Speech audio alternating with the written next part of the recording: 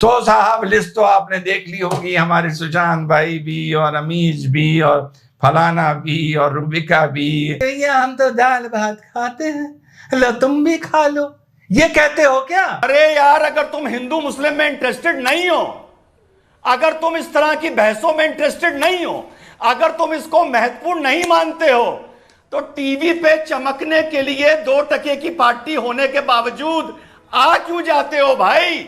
आना बंद कर दो। जबान सवाली पे बात करो रिजवान, जिस तरीके की बदतमीजी का मुजाहरा तुम कर रहे हो, तुम इस वक्त बिल्कुल नाअहल नाजेबा। बोला गटर छापों ने कमेटी बना के बोला कि भैया हम रिजवान अहमद के साथ डिबेट में नहीं आएंगे, बदतमीजी करता है। 2 कौड़ी के प्रवक्ताओं, तुम लोग की प्रॉब्लम यह है कि तुम्हें हर गेंद खेलनी है जो मोदी फेंक रहा है। तुम तो यार, अगर मोदी जी 270 सीट जीतते हो ना, तो तुम तो धक्का मार मार के उन्हें 310 पहुंचा देते हो। तुम ऐसा अपोजिशन हो इस देश का। क्यों कराए थे कॉमनवेल्थ? बड़े जाहिल मूर्ख, कसम से 2 कौड़ी के लोग हो तुम लोग कि साहब G20 से फायदा क्या हुआ? पैसे लग गए। अबे 26 जनवरी की परेड में भी बहुत पैसे लगते हैं, वो भी बंद करवा दो ना। तो साहब बधाई हो, मुबारक हो। कांग्रेस ने, आप देखो भाजपा नहीं मानती, कांग्रेस मान गई। कांग्रेस ने आपकी भाई की राय मान ली, जो मैंने कांग्रेस के प्रवक्ता को दी थी। किसको लेकर? कि भैया ऐसे डिबेट, ऐसे पत्रकारों का बहिष्कार करो ना। चेहरा चमकाने का है, आ जाते हो, धूल चेहरे पर है और शीशे का बॉयकॉट कर रहे हो। पत्रकारों का बॉयकॉट छोड़ो, बस ये देखो कि 2014 और 2019 की तरह ये जनता तुम्हारा बॉयकॉट ना करे। तो भाई मुद्दा यही है कि विपक्ष ने रिजवान अहमद की राय आखिर मान ली है।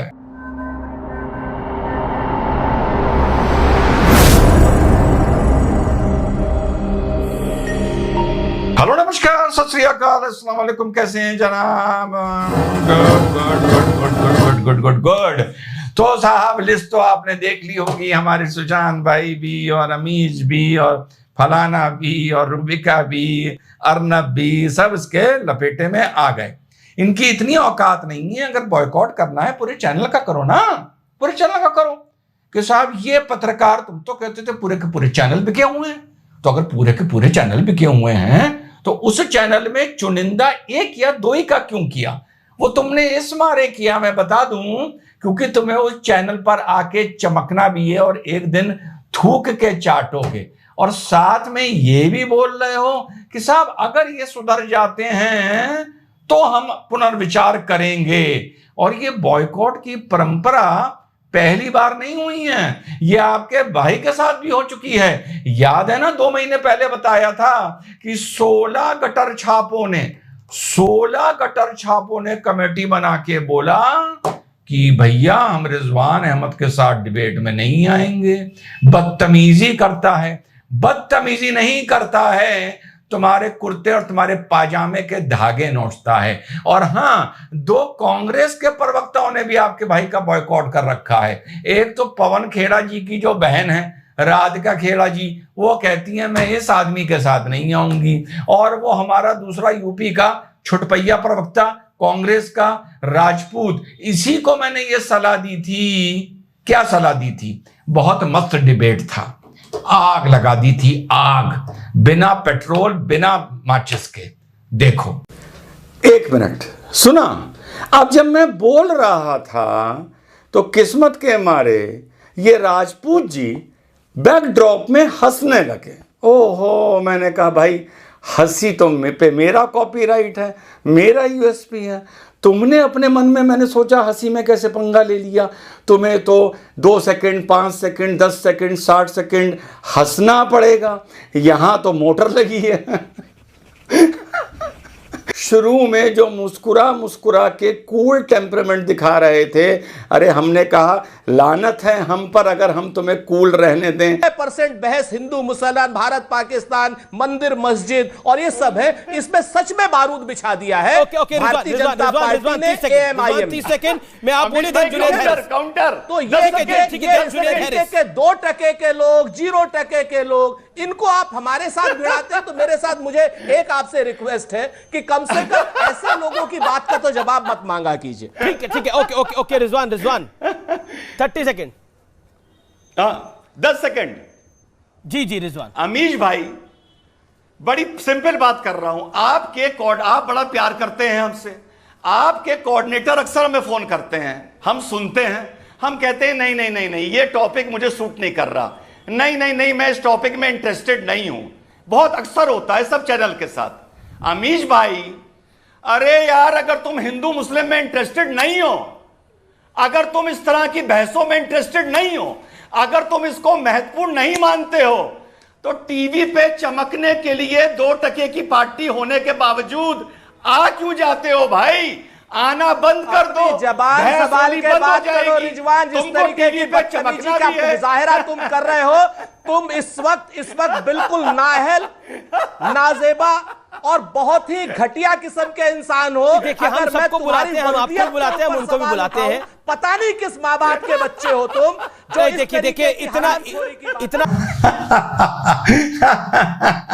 अच्छा, क्या गलत सलाह दी थी? मैंने इससे यही पूछा, अगर तुम लोग ये कहते हो कि ये मीडिया हिंदू मुस्लिम करता है, तो अबे चेहरा चमकाने के लिए आ क्यों जाते हो उस डिबेट में? तुम्हें तो पहले टॉपिक बता दिया जाता है ना, तुम मना कर दो आने के लिए। तो अब जाके 10 महीने बाद ये बात मानी, और जब मैंने बोला और अगला कैसे चिढ़ा, ये आप देख चुके हैं। तुम ना करो, तुम ना जाओ, तुम बेवकूफी के काम ना करो।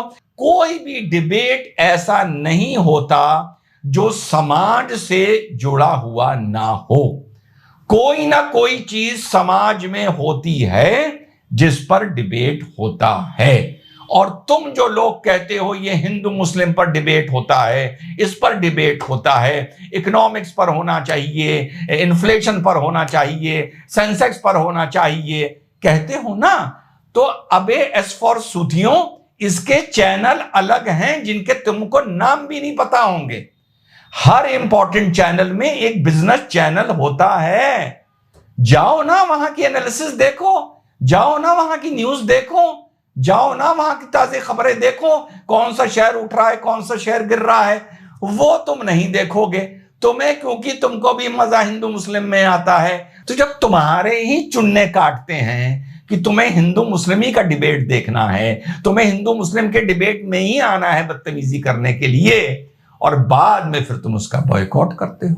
बेवकूफी की बात करनी बंद कर दो। किसी पत्रकार की हैसियत या औकात नहीं है जो तुम्हारे साथ गलत मुद्दे पर या गलत तरीके से तुमसे बात करे। अब मैं एक उदाहरण देता हूं। कमल अपना मैं उदाहरण देता हूं कि कितना मूर्ख है ये ऑपोजिशन। अरे देश इंतजार कर रहा है किसी अच्छे नेता का, किसी अच्छे विपक्ष का। मजा आएगा, अच्छी बहस होगी, सकारात्मक बहस होगी, सकारात्मक आलोचना होगी। लेकिन तुम लोगों को यार तमीज नहीं है और दोष दे देते हो मीडिया को। कमल अपना राष्ट्रीय फूल है, ठीक, नेशनल फ्लावर। यार तुमको भी तो भाजपा से पहले मौका मिला था ना कि इसको अपना पॉलिटिकल पार्टी का चिन्ह बना लेते। तुमको मिला था ना, तुम बना लेते। उन्होंने एक ऐसी चतुराई करी, उन्होंने क्योंकि भविष्य देखा कि कमल जहां चाहो फिट कर दो।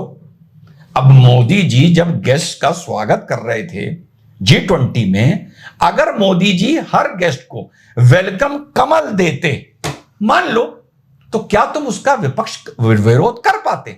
अब तुम हाथी तो दे नहीं सकते, अब तुम साइकिल तो दे नहीं सकते, अब तुम किसी का हाथ का पंजा तो दे नहीं सकते। तो जब एक पार्टी ने इतनी चतुराई करी कि उसको पता था कि भारत में कमल हर जगह फिट हो जाएगा, तो मोदी जी अगर किसी का वेलकम करने के लिए कमल देते, तब तुम लोगों के चुन्ने काटने लगते, तुम लोगों के पेट में दर्द होने लगता। तो उन्होंने ऐसा एक अपना सिंबल चुना जो चाहे अनचाहे, बेचाहे या जानबूझकर कहीं भी फिट हो जाता है। तो इसमें तुम्हारी काहे भरती है और तुम्हारी काहे जलती है। अब G20 में भी कमल आ गया, पार्लियामेंट की ड्रेस में भी कमल आ गया, अब विष्णु जी में भी कमल आ गया। अब तुम लोगों को हर जगह भाजपा ही भाजपा नजर आता है। अरे भैया, G20 का कमल अलग था जो बाई चांस मैंने आपको बताया। उसकी थ्योरी अगर पढ़ोगे डिजाइनर्स की, तो जो 7 पंखुड़ियां थी G20 में, वो 7 कॉन्टिनेंट्स के लिए थी। भाजपा का कमल अलग है, भगवान विष्णु जी का कमल अलग है। अब तुम इन सबको एक जगह अपनी चिड़ में जोड़ के बैठ जाओगे और डिबेट में आओगे तो तुम गरियाए नहीं जाओगे, तो तुम्हारे साथ और क्या होगा। 82 में एशियाड हुआ, 82 में एशियाड हुआ। तो बहुत से तो अब नई पीढ़ी के लोगों को 82 तो बहुत पुरानी बात हो गई, पता नहीं होगा। उसका जो मॉस्कॉट था वो अप्पू था, बड़ा क्यूट सा, हम उसको हाथी का बेबी मान के चलते थे तब।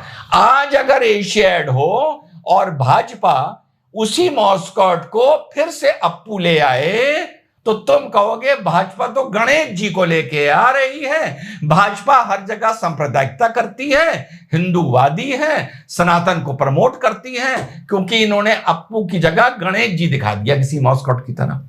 इतनी तुम लोगों की, इससे आगे तुम लोगों की सोच नहीं जाती और दोष देते हो तुम लोग मीडिया को। जब देश का बंटवारा हुआ था तो क्या ये पत्रकार थे? उस टाइम तो सोशल मीडिया भी नहीं था। किसने करवाया था बंटवारा? जब शाबानों के चक्कर में सांप्रदायिकता फैली थी और सड़कों पे जुलूस निकले थे और रोहिंग्याओं के चक्कर में निकले थे, तब ये किसने करवाया था? आज तो मीडिया करवा रही है। 2014 से पहले दंगे कौन करवाता था? जो सवाल बार बार पूछता हूं, तब तो सोशल मीडिया था ही नहीं, तब तो इलेक्ट्रॉनिक मीडिया था ही नहीं, कौन कराता था? यार तुम लोग टीवी पर बैठकर बोलते हो कि बीबीसी प्रॉफिट मेकिंग ऑर्गेनाइजेशन नहीं है। 6 महीने बाद बीबीसी कहती है हम इनकम टैक्स के रिटर्न्स को अपने रिवाइव करना चाहते हैं, 44 करोड़ की गड़बड़ी हो गई। तुम लोग को शर्म नहीं आती और मीडिया को दोष देते हो। G20 हुआ, खेड़ा कह रहा है कि पैसे की बड़ी बर्बादी हो गई और देश में तो गरीबी है, भुखमरी है, फलाना फलाना फलाना। जब तुम 1982 में एशियाड करा रहे थे तो सबके हाथों में क्या सोने के कंगन हुआ करते थे? जब तुम 2010 में कॉमनवेल्थ करवा रहे थे जिसमें करोड़ों लगे और खरबों तुम खा गए, तब क्या हर आदमी के, हर गरीब के हाथ में सोने का कंगन हुआ करता था क्या? और 3 वक्त की क्या जोमैटो खाने की डिलीवरी उसके घर पर किया करता था क्या? बताओ क्यों कराए थे कॉमनवेल्थ? बड़े जाहिल मूर्ख, कसम से 2 कौड़ी के लोग हो तुम लोग कि साहब G20 से फायदा क्या हुआ? पैसे लग गए। अबे 26 जनवरी की परेड में भी बहुत पैसे लगते हैं, वो भी बंद करवा दो ना। अबे उससे क्या फायदा होता है? क्या उससे नौकरियां मिलती हैं? उससे जीडीपी बढ़ती है? उससे पर कैपिटा बढ़ता है? क्या उससे रोजगार मिलता है? मौखिक हो सकता है 1000, 2000, 5000 आदमियों को मिलता हो। तुम 26 जनवरी की परेड भी बंद करवा दो। कॉमनवेल्थ तुमने करवाया, क्या मिल गया? करोड़ों के काम पे खरबों खा गए। जवाहरलाल नेहरू स्टेडियम की हालत देखो 2013 में क्या थी, सड़ रहा था जवाहरलाल नेहरू स्टेडियम। जो लेता हूं डेटा लेके आता हूं, तो वहां पर भी यही ज्ञान दे देते। यार तुम लोग इतने मूर्ख हो ना। अभी अपने घर में भी कोई कार्यक्रम होता है, कोई शादी ब्याह होता है, तो अपनी हैसियत से बढ़कर कपड़ा पहनते हो ना, अपनी हैसियत से बढ़कर पकवान वहां पर तैयार करवाते हो ना। या मेहमानों से क्या कहते हो?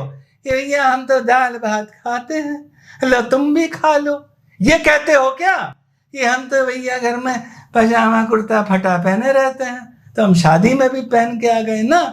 यार तुम लोगों को मोदी विरोध के लिए कोई कायदे की चीज मिलती ही नहीं, या अगर मिलती भी है तो तुम उससे पहले इतना अनैतिक विरोध कर चुके होते हो कि वो कायदे की चीज पर भी तुम जब बोलते हो तो मीडिया तुम्हारी सुनता नहीं है, फिर तुम जाके मीडिया का बेवकूफ हो बॉयकॉट करते हो। तुम लोगों की बदकिस्मती जो तुम आरोप मीडिया को देते हो, 2 कौड़ी के प्रवक्ताओं, तुम लोग की प्रॉब्लम यह है कि तुम्हें हर गेंद खेलनी है जो मोदी फेंक रहा है, तुम्हें हर गेंद खेलनी है जो मोदी फेंक रहा है। मोदी जी लिख दें प्राइम मिनिस्टर ऑफ भारत तो तुम लोगों की मिर्चा लग जाती है। अबे गधे, अगर मैं कांग्रेस का प्रवक्ता होता, मुझे किसी डिबेट में बुलाया जाता, पता है मैं क्या बोलता? मैं कहता भाई संविधान में इंडिया भी है, भारत भी है, कभी इंडिया यूज हो जाता है, कभी भारत यूज हो जाता है। मोदी जी ने इंडिया यूज कर लिया, प्रधानमंत्री ने, राष्ट्रपति ने इंडिया भारत यूज कर लिया, बहुत अच्छी बात है। हमने जब यात्रा निकाली थी तो भारत यूज किया था, G20 में वापस इंडिया यूज हो गया। ये अलग अलग नाम है, हमें दोनों से प्यार है। अगर मोदी जी भारत शब्द यूज करना चाहते हैं, हम उसका वेलकम करते हैं। ये तुम जवाब दे दो, उसके बाद देखें डिबेट आगे कैसे होगा। उसके आगे डिबेट बढ़ ही नहीं सकता, ब्लॉक हो जाएगा डिबेट। लेकिन तुम लोगों में ना इतनी अकल है, ना तुम्हारे इतना विजन है, ना तुम्हें यह पता है कि कौन सी, अगर मीडिया गेंद फेंक भी रहा है, कौन सी वेल लेफ्ट करनी है, कौन सी ब्लॉक करनी है, किस पर पैड लगाना है, कौन सी राइट में मांगनी है, कौन सी लेफ्ट में मारनी है। हर गेंद मारने के लिए आगे निकल जाते हो, बल्ले में बॉल आती नहीं है। मोदी जी दूसरा और तीसरा फेंकने में माहिर हैं, या स्टंप हो जाते हो या खुद इतने पीछे आ जाते हो कि हिट विकेट हो जाते हो, और फिर दोष देते हो कि पिच खराब है और ये जो पब्लिक बैठ के देख रही है वो खराब है। अबे जनता सब जानती है, जनता देख रही है कि तुम कितने बड़े मूर्ख हो। मीडिया का बॉयकॉट कर दोगे, सोशल मीडिया का बॉयकॉट कैसे करोगे? इस बात का मेरी बॉयकॉट कैसे करोगे कि इंडिया और भारत के नाम पर कांग्रेस का क्या जवाब होना चाहिए था? एक लाइन में इस पूरे किस्से को तुम सीमेंट करके ढक के दफन कर देते, पानी डाल के पेड़ लगा देते, आर्गुमेंट ही ना हो पाता, तुम जलीली ना हो पाते। पर तुम लोगों को शौक है, देखो जब तुम लिखवा के आए हो कि तुम्हें बेइज्जती करवानी है, जब तुम्हें बोलना है कि बीबीसी प्रॉफिट मेकिंग ऑर्गेनाइजेशन नहीं है, जब तुम्हें बोलना है G20 में बहुत पैसा लग गया तो फायदा क्या हो गया, तो पैसा तो तुमने भी पीछे बहुत वेस्ट किया है ना, पर उसके भी फायदे बता दो। और सबसे बड़ी बात तो मैंने कहा ना, 26 जनवरी की परेड भी तुम बंद करवा दो, उसमें भी बहुत पैसे लग जाते हैं। तो इतने जब तुम मूर्ख हो, तुम तो यार अगर मोदी जी 270 सीट जीतते हो ना, तो तुम तो धक्का मार मार के उन्हें 310 पहुंचा देते हो। तुम ऐसा अपोजिशन हो इस देश का। जय हिंद, वंदे मातरम, खुदा हाफिज।